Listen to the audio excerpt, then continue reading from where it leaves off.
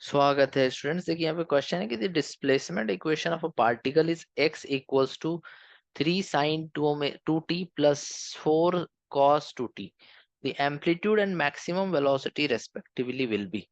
तो देखो एम्पलीट्यूड तो पता है मेरे को, कैपिटल ए को हम लोग एम्पलीट्यूड से दिखाते हैं। जो भी इस इक्वेशन लिखते हैं ना एसएचएम का, x equals to a sine omega T plus phi, इसमें a मतलब एम्पलीट्यूड होता है। और वेलोसिटी मैक्सिमम जो होता है उसका फॉर्मूला तुमको हम पढ़ाए थे लेक्चर में, a ओमेगा।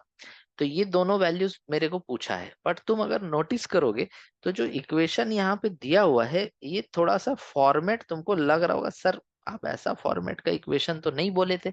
लेकिन तुमको ये पता होना चाहिए कि इसको हम चाहें तो कन्वर्ट करके इस फॉर्मेट में ला सकते हैं, उसके बाद तो सब कुछ इजी हो जाएगा। तो चलो हम तुमको कन्वर्ट करके लाके दिखाते हैं, ठीक है। लिखो x इक्वल्स टू क्या है, 3 sin 2t plus 4 cos 2t, यही है ना। अब एक काम करो, थोड़ा सा अरेंजमेंट करने के लिए यहाँ पे 5 से डिवाइड कर दो, यहाँ पे 5 से डिवाइड कर दो, और पूरे इक्वेशन को तुम 5 से मल्टीप्लाई कर दो। कुछ फर्क पड़ेगा इक्वेशन में? नहीं, 5 कट करके वापस वहीं चले जाएंगे। अब बोलोगे सर ऐसा कैसे कर पा रहे, आपको कैसे पता कि ऐसे ही करना है? थोड़ा प्रैक्टिस करो तो अंदाजा लगेगा कि हाँ इस तरह के क्वेश्चन में ऐसा कुछ किया जाता है। अब आगे बढ़ते हैं। x equals to 5।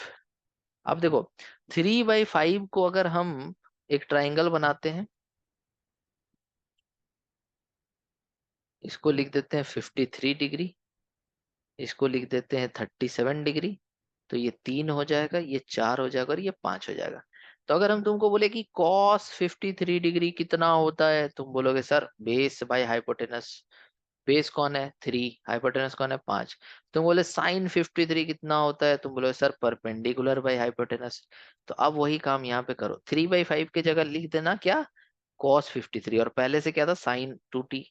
तो sin 2t cos 53 plus cos 2t को क्या लिख दोगे, वैसे ही रहने दो cos 2t को, और 4/5 को लिख दो sin 53। अब इसका करने का फायदा, मतलब क्यों, कैसे, काहे काहे को कर रहे, देखो साइन ए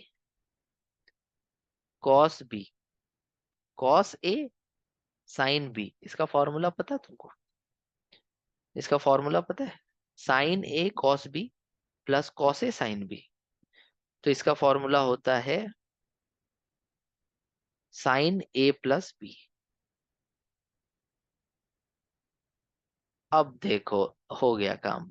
अब इसको और इसको कंपेयर करो, देखो एकदम सेम टू सेम दिख रहा है, एकदम सेम टू सेम है ना।